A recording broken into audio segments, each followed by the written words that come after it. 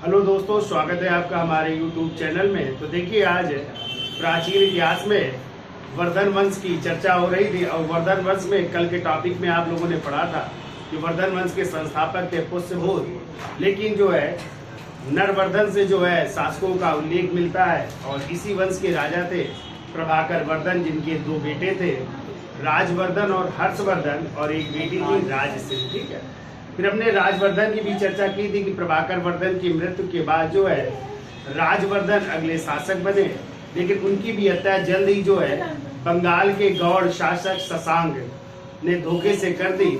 और उनकी हत्या के बाद जो है अगले जो शासक बनते हैं उनका नाम है हर्षवर्धन, और हर्षवर्धन का टाइम है 606 से लेकर के कब तक है, 647 ईस्वी तक है। ठीक है, अब देखिए हर्षवर्धन ये चर्चा की जाए तो पिता का नाम आपको पता ही है, पिता का नाम था प्रभाकर वर्धन,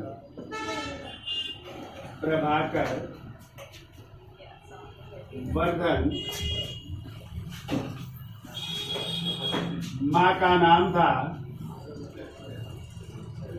यशोमती नाम था।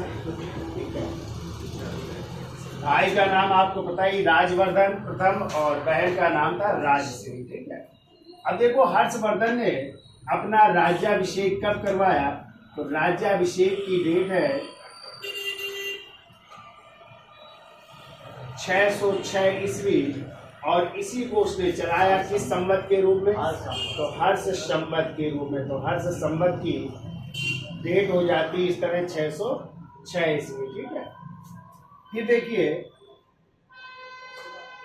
हर्षवर्धन की उपाधियां बहुत सारी हैं, तो कौन कौन सी उपाधियां हैं, तो लिखिए उपाधियां।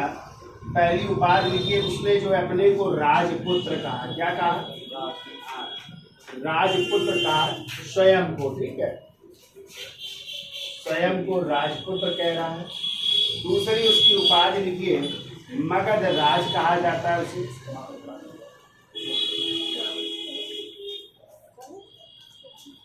मगध राज या मगध नाथ के नाम से जानते हैं, मगध नाथ के नाम से जानते हैं। और ये नाम मिलता है उसके चीनी यात्री थे मातवालिन ने ये नाम दिया है। ठीक है, तो मातवालिन ने कहा है, चीनी यात्री लिख लो ना, चीनी यात्री मात वालिन के अनुसार। ठीक है, फिर उसने जो है उसे जो है महेश्वर या परम महेश्वर भी कहा जाता है। तो तीसरी लिखिए महेश्वर, महेश्वर या परम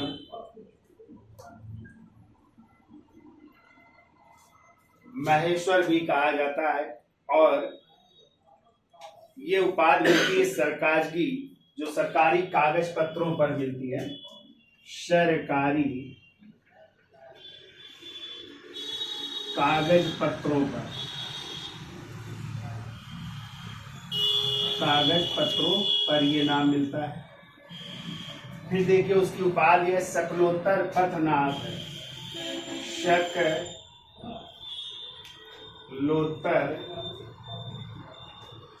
पथनाथ।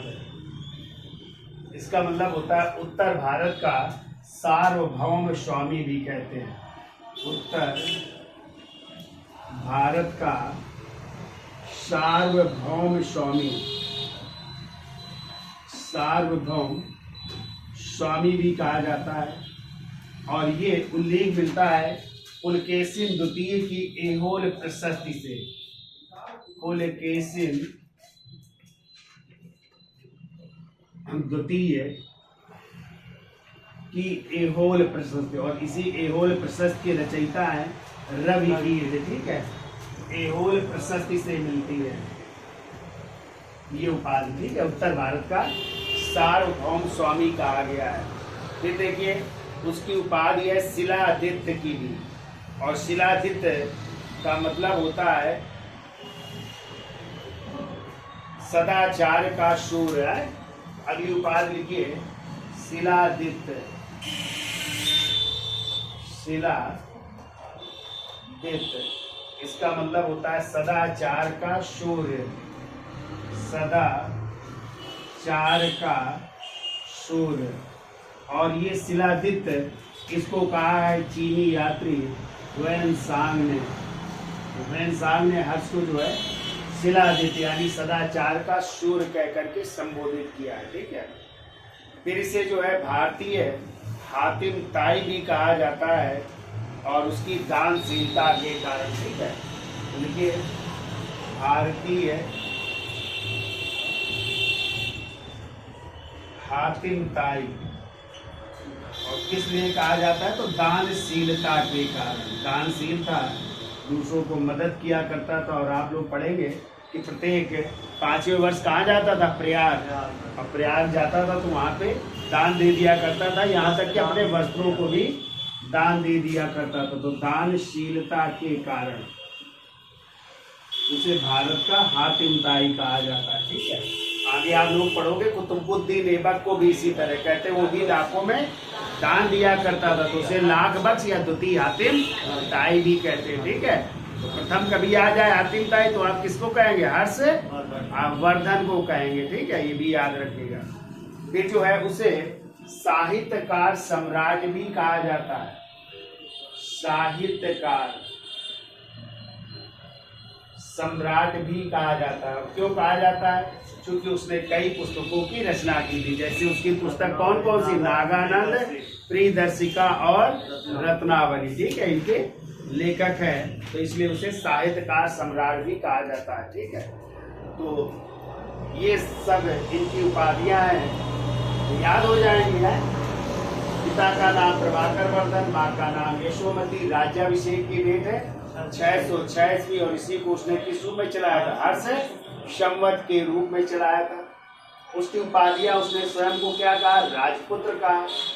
उसकी उपाधि मगधराज या मगधनाथ और ये चीनी यात्री मातृलिंग के अनुसार है। फिर उसने महेश्वर या परम महेश्वर की उपाधि धारण की और ये उसके सरकारी जो कागज हैं उन पर ये उपाधि अंकित है। शकलोत्तर पतनाथ का मतलब होता है उत्तर भारत का सार्वभौम स्वामी। और ये उपाधि जो है उसको कहाँ से प्राप्त हुई है, पुलकेशिन नदी की ओर प्रशस्ति से मिलती है।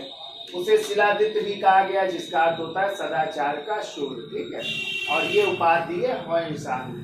उसे भारतीय हातिम ताई दानशीलता के कारण और उसे साहित्यकार सम्राट भी कहा जाता है। ठीक है, अब जैसा कि हमने आपको बताया था कि राजवर्धन यानी इनके बड़े भाई राजवर्धन की जब हत्या हो गई तो हत्या होने के बाद जो है एक साथ दो परिस्थितियां आ जाती हैं हर्षवर्धन के सामने। एक तो उनके बहनोई की भी उसी समय हत्या हुई थी, ठीक है, गृह वर्मा की कन्नौज के शासक, और दूसरे बड़े भाई की भी हत्या। तो दो परिस्थितियां, तो गद्दी नहीं संभालना चाहता है, लेकिन जो सेनापति थे सिंहनाथ उन्होंने प्रेरित किया इसको कि आप गद्दी नहीं संभालेंगे तो कौन सत्ता संभालेगा। ठीक है, तो इस कारण जो है हर्षवर्धन जो है थानेश्वर की गद्दी संभालता है। गद्दी को संभाले हुए थोड़े समय ही होते हैं, तभी जो है जो कामरूप जिसे असम कहते हैं वहाँ के एक शासक थे भास्कर वर्मन, उनका एक दूत आता है इनसे मिलने और उस दूत का नाम था हंसदेव। क्या नाम था? हाँ, वो मुलाकात करता है, मित्रता की सहायता भी करता है, मित्रता की भी बात करता है। तो हर्षवर्धन ने मित्रता करना उचित समझा, चूंकि उसको बदला भी लेना था, और इस कारण जो है उसने भास्कर वर्मन से मित्रता की। लेकिन तभी थोड़े दिन बाद ही पता चला कि उनकी बहन जो थी राजश्री, जो बंदी गृह में बंद थी ना, तो वहां से जो है भाग निकलती है सती होने के लिए। ठीक है, और इसकी सूचना जो है उनके एक ममेरे भाई थे या मंत्री भी थे, उनका नाम था भंडी। तो वो उन्होंने सूचना दी कि जो है राजश्री बंदी गृह से भाग निकली और सती होने के लिए कहाँ जा रही, विंध्याचल के जंगलों की ओर जा रही है। तब जो है हर्षवर्धन ने अपनी बहन को बचाने के लिए जो है एक बौद्ध भिक्षु थे जिनका नाम था दिवाकर मित्र। क्या नाम था? तो बौद्ध भिक्षु दिवाकर मित्र की सहायता से जाते हैं विंध्याचल के जंगलों की ओर और कहते हैं बहन सती होने ही जा रही थी, तो अपनी बहन को जो है सती होने से बचा लेते। ठीक है, और जब बचा लिया तो जो है कन्नौज की जनता अब आमंत्रित करती है हर्ष को कि आप जो है थानेश्वर के साथ साथ कहाँ का भी साम्राज्य संभालिए आकर के, कन्नौज का, चूंकि कोई था नहीं, पति की मृत्यु हो चुकी थी। राजश्री वहाँ की जो है उनकी राजा की बेटी थी, राजा की पत्नी थी गृहवर्मा की। तो अब वहाँ का शासन कोई संभालने वाला नहीं होता। इस कारण जो है हर्षवर्धन ने थानेश्वर से अपनी राजधानी किसको बनाया? कन्नौज को। और इस तरह उसने कन्नौज से शासन किया। कन्नौज के कई नाम है, याद रखिएगा, कई बार आया। कन्नौज को महोदय नगर भी कहते हैं, महोदय श्री भी कहते हैं, कान्यकुब्ज भी कहते हैं। क्या कहते हैं? कान्यकुब्ज, महोदय नगर या महोदय श्री भी कहते हैं। ठीक है। अब इसके बाद जो है हर्षवर्धन शासन करता है, कन्नौज को अपनी राजधानी बनाता है। तभी उसका जो है एक युद्ध होगा चालुक्य शासक पुलकेशिन द्वितीय से। ठीक है। और ये युद्ध हुआ था किस नदी के तट पर? नर्मदा नदी के तट पर। और इसकी जानकारी मिलती है पुलकेशिन द्वितीय के ही ऐहोल प्रशस्ति से, और जिसके लेखक कौन है? रवि कीर्त। ठीक है। रवि कीर्त एक जैन संत थे या जैन धर्म को मानने वाले थे। उन्होंने ऐहोल प्रशस्ति की रचना की और इसी में उन्होंने जो है अपने को कालिदास के समकालीन, कालिदास के समान कहा है। क्या कहा है? कालिदास के समान। कहते जैसे संस्कृत के महान विद्वान कालिदास थे, वैसे मैं भी जो है संस्कृत का विद्वान। तो ये भी क्वेश्चन आया है कि किसमें जो है रविकीर्त ने अपने को कालिदास के समान कहा है। तो आप क्या मारेंगे? ऐहोल प्रशस्ति। ठीक है। और इसी प्रशस्ति से ये भी उल्लेख मिलता है कि पुलकेशिन द्वितीय से हर्षवर्धन क्या हो गया? पराजित हो गया। ठीक है। तो कहते हैं हर्षवर्धन के पास हस्ती सेना थी, लेकिन उसके पास रथ सेना नहीं थी। इसी में उल्लेख मिलता है कि उसके पास रथ सेना नहीं। ठीक है। अब देखो, इसी के शासन काल में एक चीनी यात्री आएंगे 629 ईस्वी में, और उस चीनी यात्री का नाम है हुएनसांग। चीन के होनन प्रांत से चलता है और फिर यहाँ पे आता है। और आने के बाद जो है वो हर्षवर्धन के दरबार भी जाता है।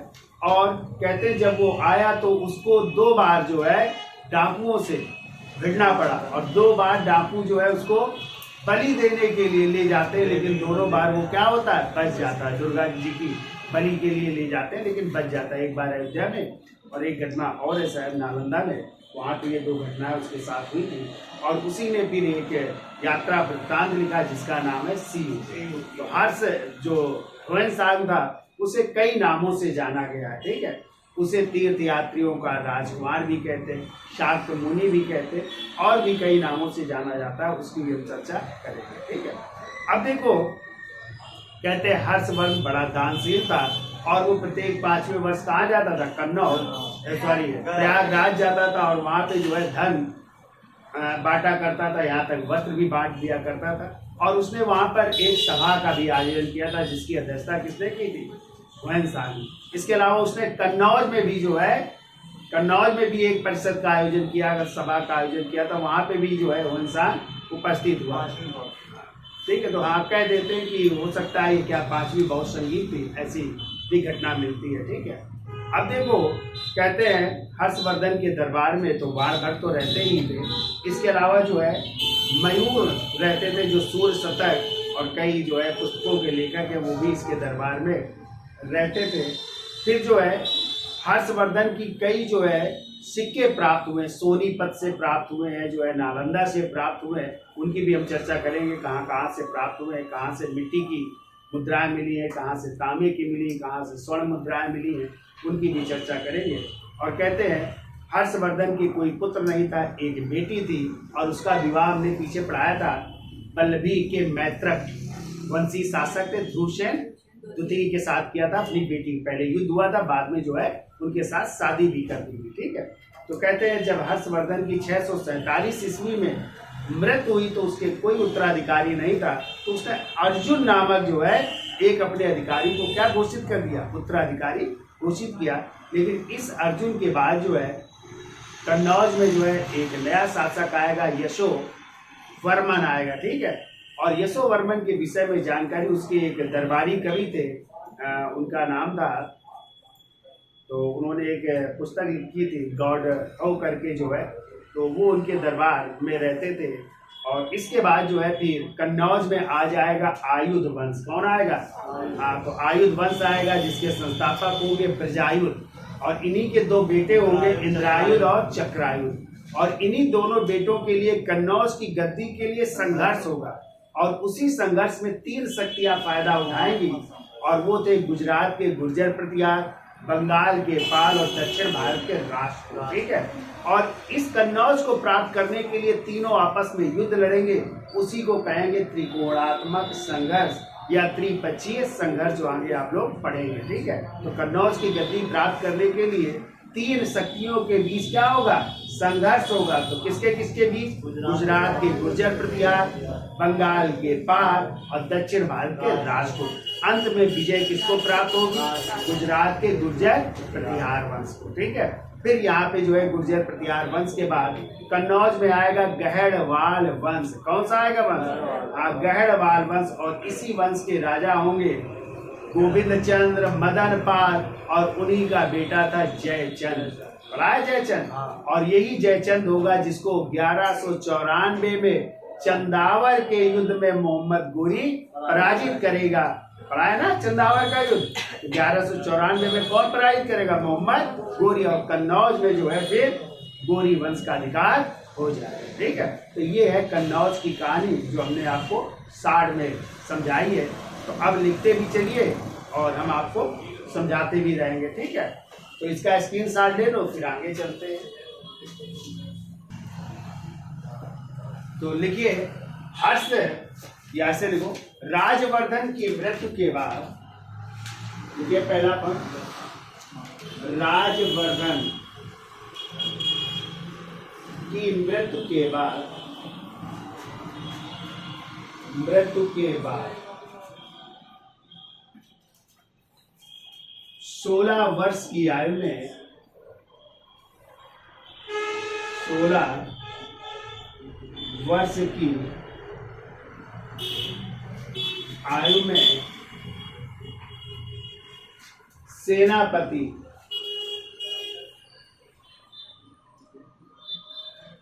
और सेनापति का नाम था सिंहनाद। सिंहनाद, सेनापति सिंहनाद से प्रेरित होकर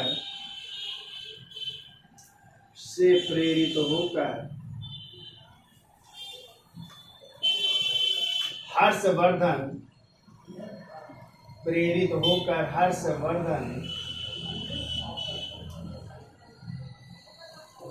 606 ईस्वी में थानेश्वर की गद्दी पर बैठे। थानेश्वर की गद्दी में बैठा। ठीक है, तो कितने वर्ष की आयु में? 16 वर्ष की आयु में। किससे प्रेरित होकर के? सेनापति सिंह नाद से प्रेरित होकर के जो है वो गद्दी पर बैठा है। ठीक है,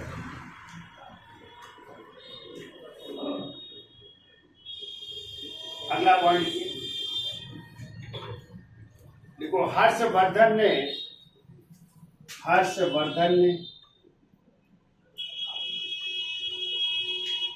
कामरूप, या इसी का दूसरा कामरूप है, इसी का दूसरा नाम लिखो प्राग ज्योतिषपुर, या इसी का नाम लिखो असम के शासक भास्कर वर्मन से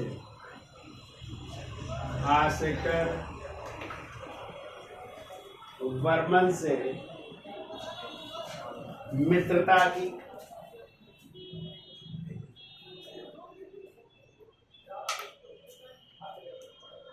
भास्कर वर्मन से मित्रता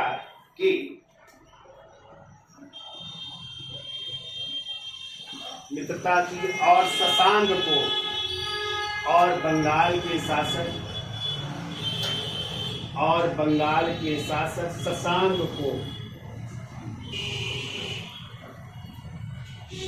को दंड देने के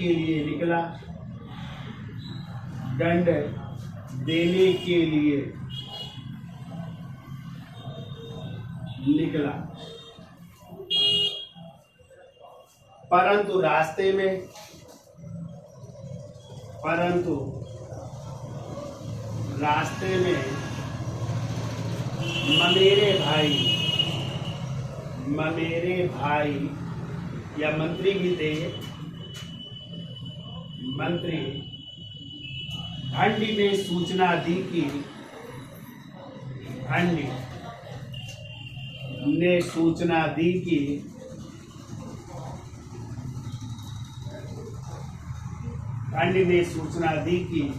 राजश्री बंदी गृह से भाग निकली, या राजश्री बंदी गृह से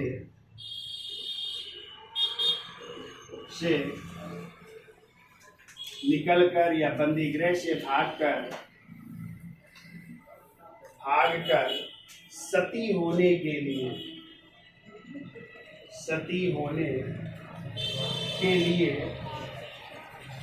विंध्याचल के जंगलों की ओर गई है।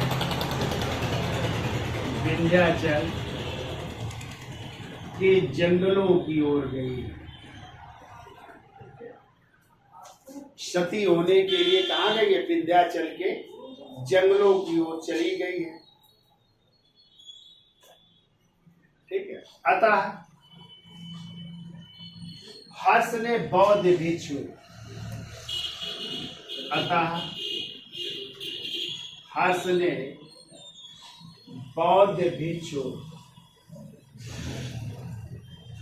और उन बौद्ध भिक्षु का नाम है दिवाकर मित्र। बौद्ध भिक्षु दिवाकर मित्र की सहायता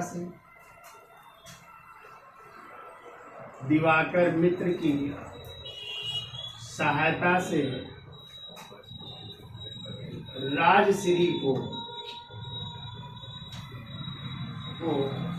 सती होने से बचा लिया। राजश्री को सती होने से बचा लिया। सती होने से बचा लिया। ठीक है। अभी क्वेश्चन आया था कि विंध्याचल का उल्लेख बाणभट्ट की पुस्तक हर्षचरित के किस अध्याय में हुआ है। ठीक है, सॉरी, या किस पंक्ति में हुआ है। ठीक है, तो इसमें जो है ध्यान रखिएगा, या किस अध्याय में हुआ है, तो ध्यान रखिएगा 8वें अध्याय में हुआ है। ठीक है, क्योंकि बाणभट्ट की जो हर्षचरित है उसमें कितने अध्याय हैं? 8 अध्याय। और इसी 8वें अध्याय में ही किसका उल्लेख है? विंध्याचल का उल्लेख है। ठीक है, यानी राजश्री के सती होने के लिए विंध्याचल जाने का उल्लेख। तो पूछा गया विंध्याचल की जनजातियों का उल्लेख बाणभट्ट की पुस्तक हर्षचरित के किस अध्याय में हुआ, तो क्या बताएंगे आप? 8वें अध्याय में। ये भी तो हम अभी चर्चा करेंगे डिटेल में। जब हर्षचरित की चर्चा करेंगे, हाँ, तो हम सब की चर्चा करेंगे कि जो है प्रथम 3 में किसका उल्लेख है, फिर चौथे में किसका है। तो प्रथम 3 में तो खुद जो है बाणभट्ट ने अपने जीवन का उल्लेख किया है। ठीक है, चलिए हम चर्चा करेंगे, डिटेल में भी चर्चा कर लेंगे। तो क्या लिखा? हर्ष ने बौद्ध भिक्षु दिवाकर मित्र की सहायता से राजश्री को सती होने से बचा लिया। ठीक है, देखो अगला पॉइंट, हर्ष ने थानेश्वर के स्थान पर, क्योंकि आमंत्रित करती है कन्नौज की जनता, तो हर्ष ने थानेश्वर के स्थान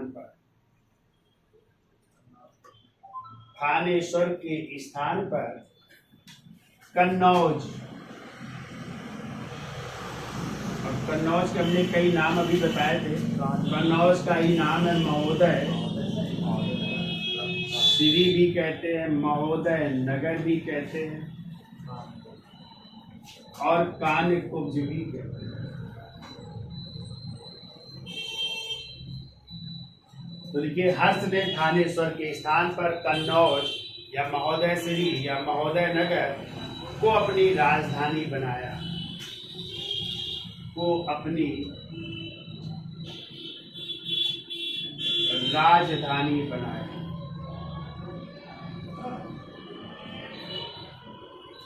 तो कन्नौज या महोदय श्री को अपनी राजधानी बना रहे हैं। ठीक है, देखिए अगला पॉइंट, पुराणों के अनुसार देखो कन्नौज की स्थापना किसने की थी? देखो पुराणों के अनुसार कन्नौज की नगर की स्थापना या कन्नौज की स्थापना कन्नौज नगर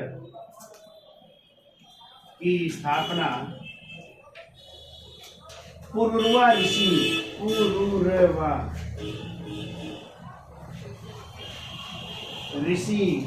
के पुत्र अमावसु को माना जाता है। किसे माना जाता है? अमावसु को माना जाता है। ठीक है, पुरूरवा ऋषि के पुत्र अमावसु के द्वारा की गई, अमावसु के द्वारा की गई। ठीक है, यानी अमावसी ने जो है किसकी स्थापना की थी? कन्नौज नगर की स्थापना की थी। ये उल्लेख हमें कहां से मिलता है? पुराणों से मिलता है। ठीक है, इसका स्क्रीनशॉट ले लो और अगला एक और लिख लो चाहे इसी में। देखो, हर्षचरित में कन्नौज का नाम कुश स्थल मिलता है। ठीक है, देखो हर्षचरित में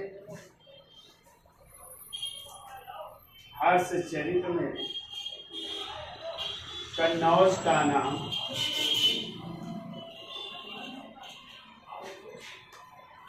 कुश स्थल मिलता है।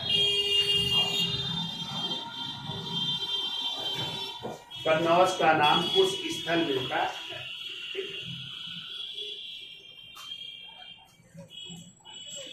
तो इसको बिगाड़ दें। लिखिए, अगला पॉइंट लिखिए। देखो 629 या कहीं कहीं मिलता है 634 ईस्वी में, 629 या 634 ईस्वी में हर्ष और चालुक्य शासक, हर्ष और चालुक्य शासक पुलकेशिन द्वितीय के बीच, पुलकेशिन द्वितीय के बीच नर्मदा नदी के तट पर, नर्मदा नदी, और नर्मदा नदी का एक और नाम है, लिख लो, रेवा नदी भी कहते हैं। ठीक है, नर्मदा नदी या रेवा नदी के तट पर युद्ध हुआ, जिसमें हर्ष की पराजय हुई, जिसमें हर्ष की पराजय हुई। यानी इसमें हर्षवर्धन क्या हो रहा है? पराजित हो रहा है। ठीक है, इसकी जानकारी कहां से मिलती है? बिल्कुल, इसकी जानकारी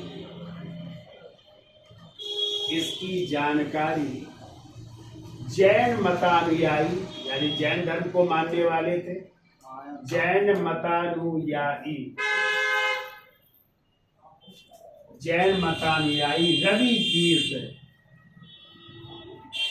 रवि कीर्त द्वारा 634 ईस्वी में, 634 ईस्वी में लिखित एहोल प्रशस्ति से मिलती है। एहोल प्रशस्ति से मिलती है।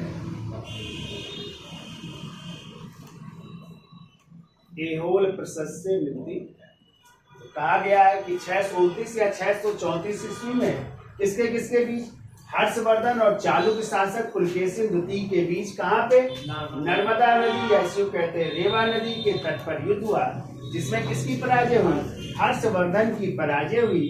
और इसके विषय में जानकारी हमें कौन थे? ये जैन मतानुयायी थे, जिनका क्या नाम था? रविकीर द्वारा कब लिखी गई? 634 ईस्वी में। किस प्रशस्ति को?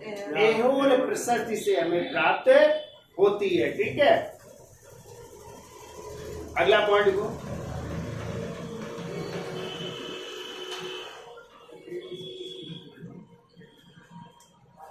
तो एक तो एहोल प्रशस्ति से भी मिलती है और दूसरा याद रखिएगा इसकी जानकारी लिख लो।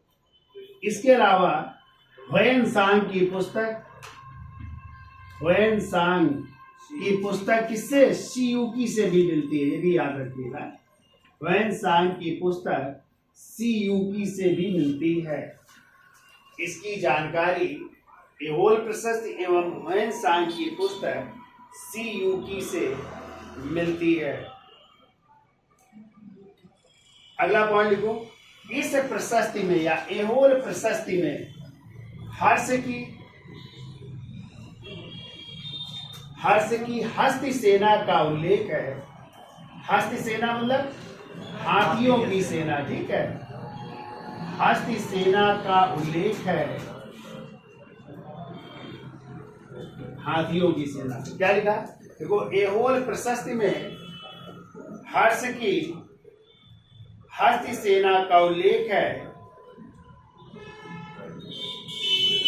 परंतु इसके पास रथ सेना नहीं थी। परंतु हर्ष के पास, ऐसा लिखो, परंतु हर्ष के पास रथ सेना नहीं थी। तो कभी कभी क्वेश्चन आया है कि हर्षवर्धन के पास कौन सी सेना नहीं थी, तो रथ सेना नहीं थी, ठीक है, रथ सेना नहीं थी। और वो हर्ष के हाथी का नाम दर्प 7 था। क्या नाम था हाथी का? दर्प 7 था, देखो। और इसके हाथी का नाम, या हर्ष के हाथी का नाम, हाथी का नाम दर्प 7 था, ये भी याद रखना। और हर्ष के हाथी का नाम दर्प 7 था। अगला पॉइंट लिखो, पुलकेशिन द्वितीय ने हर्ष को पराजित करने के बाद, पुलकेशिन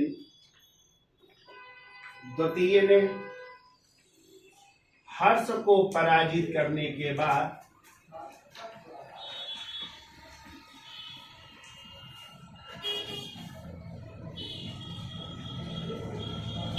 पुलकेशिन द्वितीय ने हर्ष को पराजित करने के बाद परमेश्वर की उपाधि अर्जित की, परमेश्वर की उपाधि धारण की, या परमेश्वर की उपाधि अर्जित की। पुलकेशिन द्वितीय ने हर्ष को पराजित करने के बाद परमेश्वर की उपाधि अर्जित की, और इस परमेश्वर की उपाधि का उल्लेख, और इस परमेश्वर की उपाधि का उल्लेख पुलकेशिन द्वितीय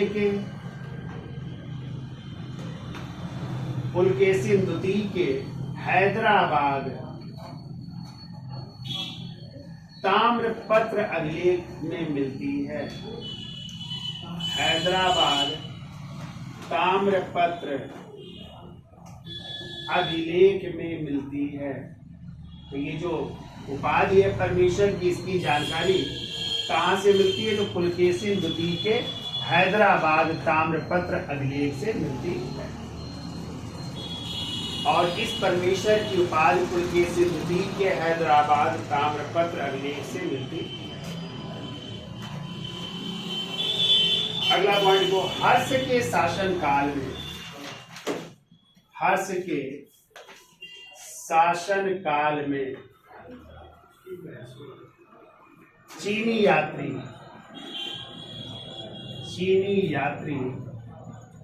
ह्वेन-सांग,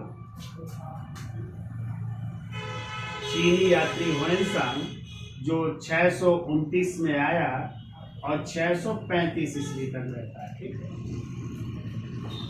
चीनी यात्री ह्वेन-सांग,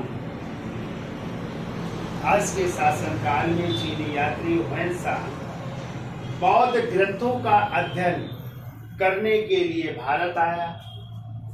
बौद्ध ग्रंथों का, बौद्ध ग्रंथों का अध्ययन करने के लिए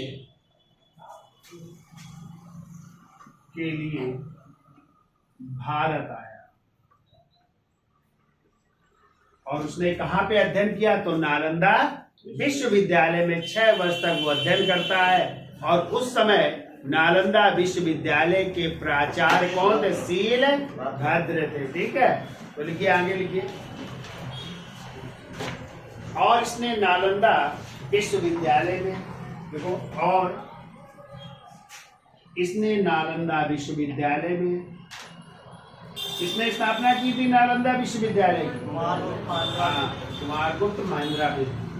बिल्कुल, इसने नालंदा विश्वविद्यालय में 6 वर्ष तक अध्ययन किया। 6 वर्ष तक अध्ययन किया। और इस समय नालंदा विश्वविद्यालय के प्राचार्य, और इस समय नालंदा विश्वविद्यालय के प्राचार्य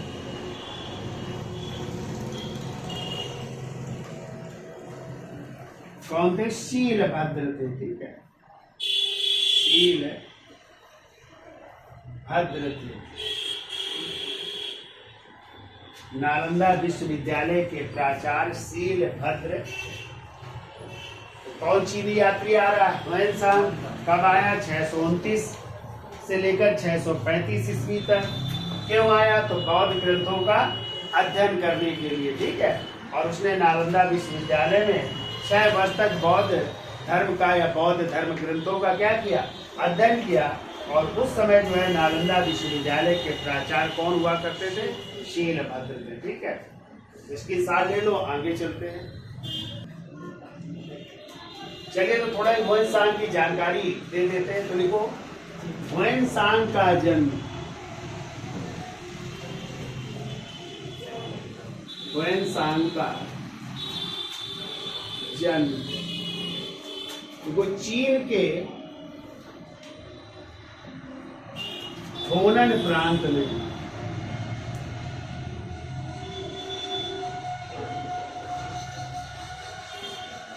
तो क्या लिखा? ह्वेनसांग का जन्म चीन के होनन प्रांत में चिनलिक स्थान पर हुआ था। होनन प्रांत में चिनलिक स्थान पर हुआ था, तो यहाँ पे इनका जन्म हुआ था। ठीक है, होनन प्रांत में चिनलिक स्थान पर हुआ था। फिर वो 12-13 वर्ष की आयु में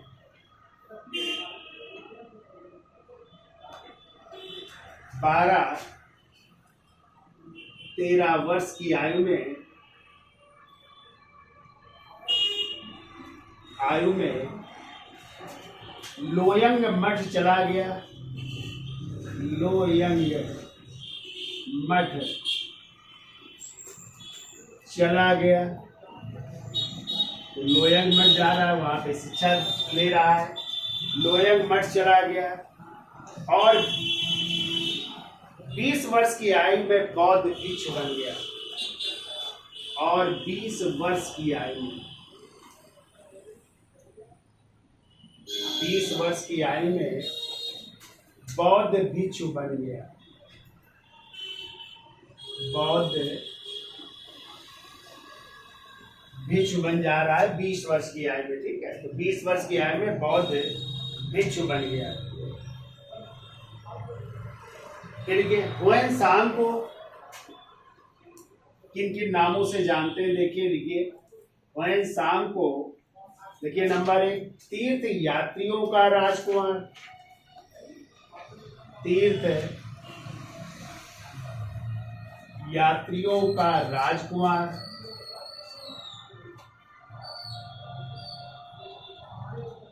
दूसरा लिखिए, युआन च्वांग भी कहते हैं।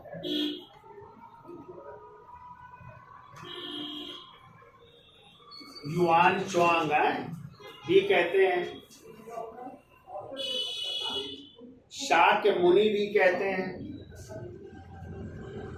शाक्य मुनि भी कहते हैं।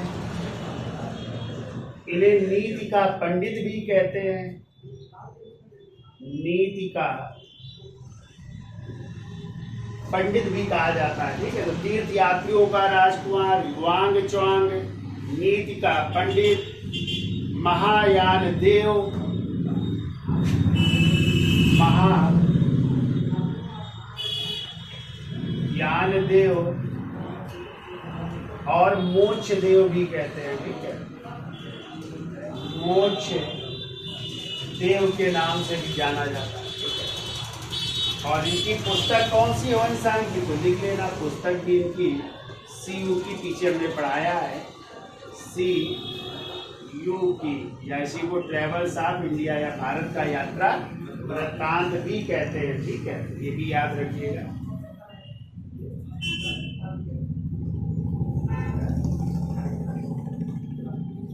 अगला पॉइंट लिखो, वयनसांग ने भारत को इन टू कहा है। वयनसांग ने, ये भी कई बार क्वेश्चन आया है, याद रखिएगा। भारत को इन टू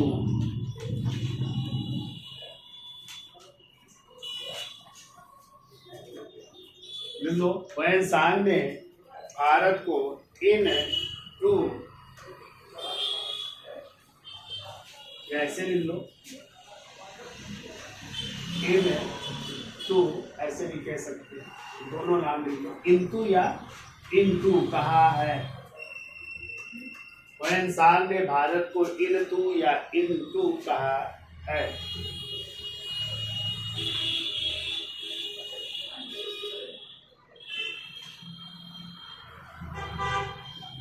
देखिए अगला पॉइंट देखो, वयनसांग को डाकुओं ने, हमने बताया था 2 बार इसको, हाँ, वयनसांग को डाकुओं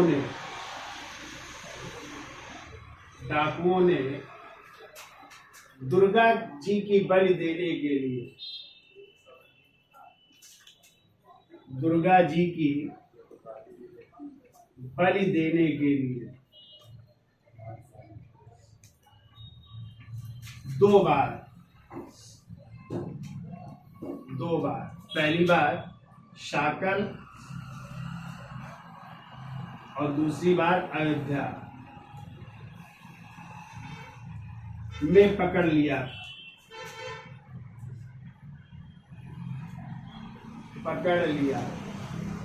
लेकिन कहते तेज तूफान के कारण ये बच गए थे, जाए तो बच भी गए थे, बलि नहीं दी गई थी, ठीक है।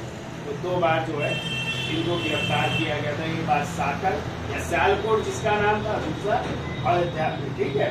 तो ये भी याद रखिए। अगला पॉइंट लिखो, हर्ष के दरबार में, हर्ष के दरबार में मयूर शतक और सूर्य शतक के लेखक, हर्ष के दरबार में सूर्य शतक व मयूर शतक के लेखक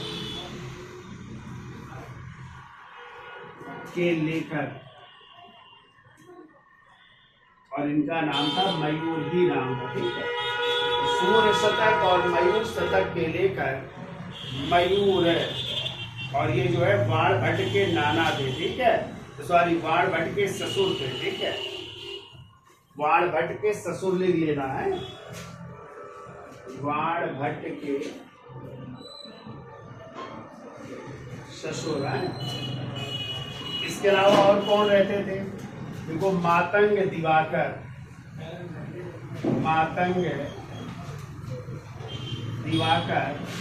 फिर को हरि दत्त और जयसेन जैसे विद्वान रहते थे। हरिदत्त और जयसेन जैसे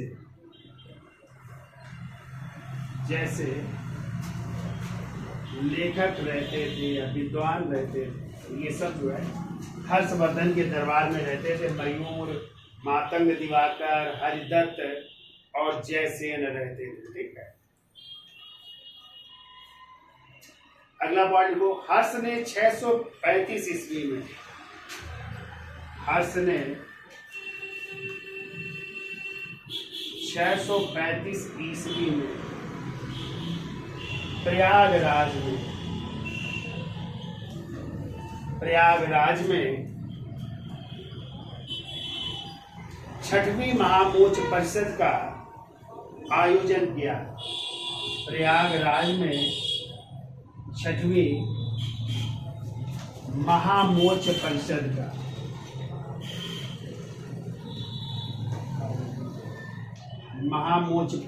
का आयोजन किया।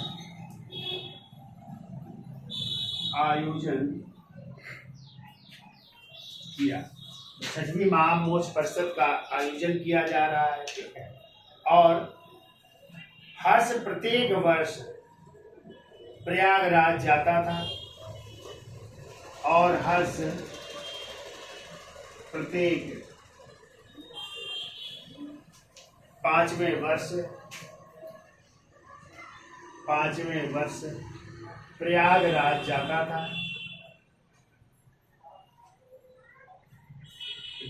था और वहाँ बहुत सा धन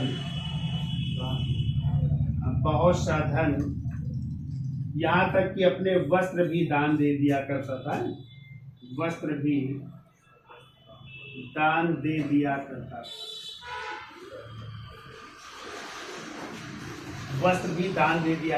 इसीलिए उसे जो है क्या कहा गया, भारत का हातिम ताई कहा जाता है, ठीक है।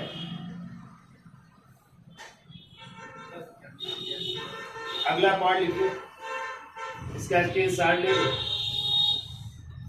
अब खत्म कर देंगे। देखो प्रयागराज में ही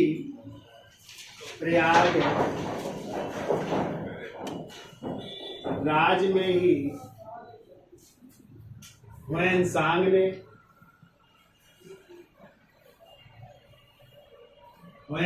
ने कहते हैं अपने देश जाने के लिए हर्षवर्धन से क्या मांगी, आज्ञा मांगी है। तो देखो हुएनसांग ने हर्ष से चीन जाने के लिए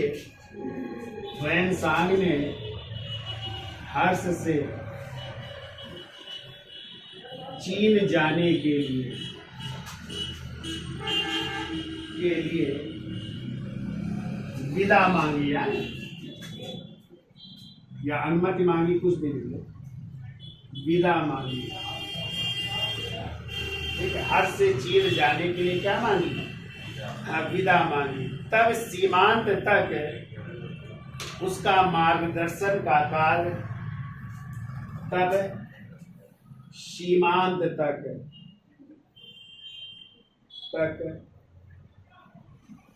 उसके मार्गदर्शक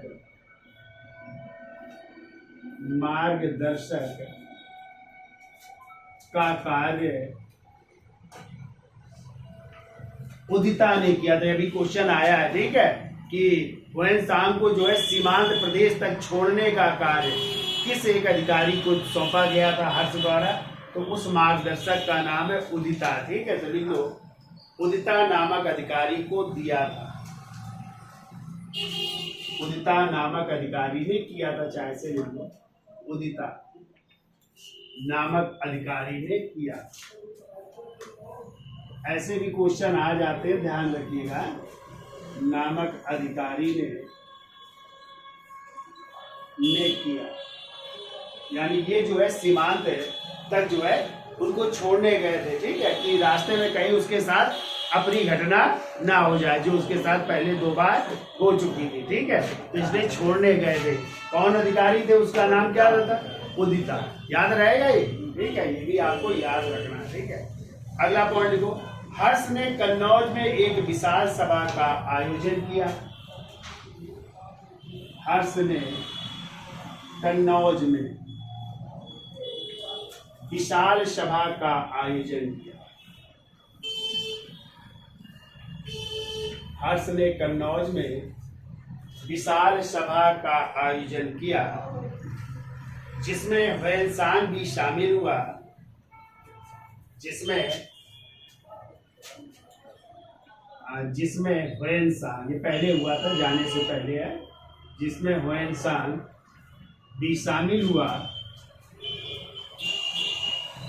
जिसमें हुएनसांग भी शामिल हुआ और इसमें एक जुलूस निकाला गया और इसमें एक विशाल जुलूस निकाला गया, विशाल जुलूस।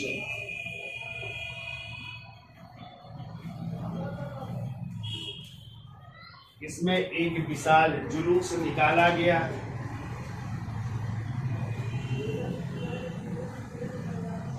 जिसमें बुद्ध की स्वर्ण प्रतिमा आगे थी, जिसमें बुद्ध की स्वर्ण प्रतिमा,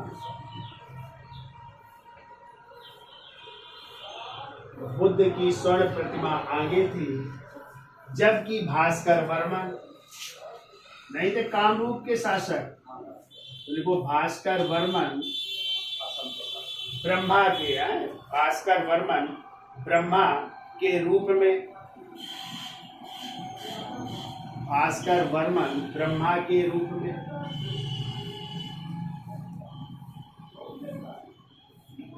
कामा हर्षवर्धन, हर्षवर्धन शक्र के रूप में। और शक्र किसे कहते हैं?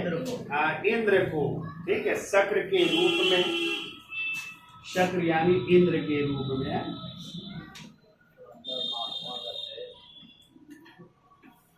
शक्र या इंद्र के रूप में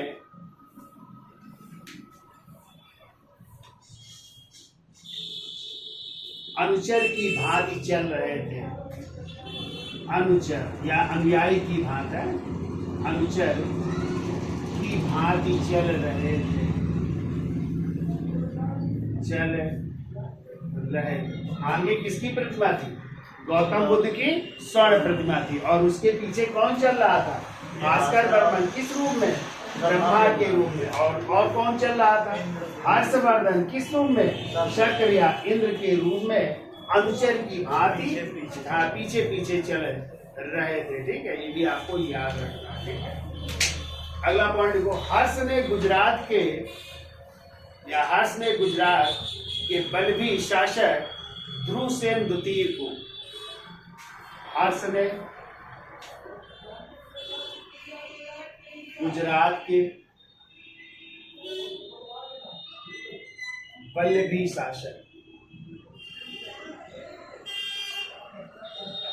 शासक ध्रुवसेन द्वितीय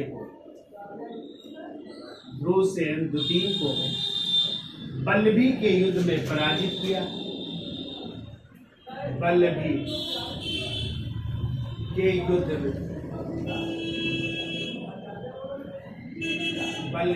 युद्ध में पराजित किया। मैंने आपको बताया था बाद में जो है संधि हो गई और उसने अपनी बेटी का विवाह किसके साथ कर दिया था? ध्रुवसेन द्वितीय के साथ, ठीक है, पराजित किया। परंतु अपनी पुत्री का विवाह ध्रुवसेन के साथ,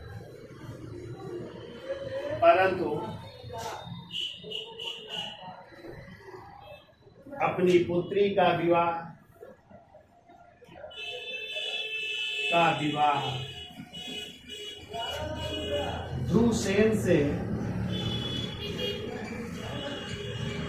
ध्रुवसेन द्वितीय से स्थापित कर या ध्रुवसेन द्वितीय से करके मित्रवत संबंध स्थापित किए,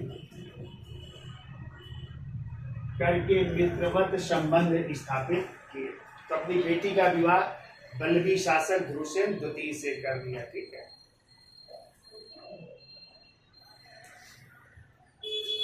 ठीक है, मित्रवत संबंध स्थापित किए। अगला पॉइंट लिखो, चीनी यात्री मातवालिन के अनुसार, चीनी यात्री मातवालिन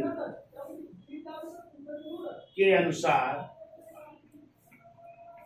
हर्ष ने 641 ईस्वी, हर्ष ने 641 ईस्वी में चीनी शासक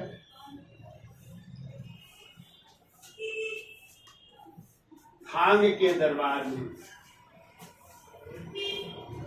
चीनी शासक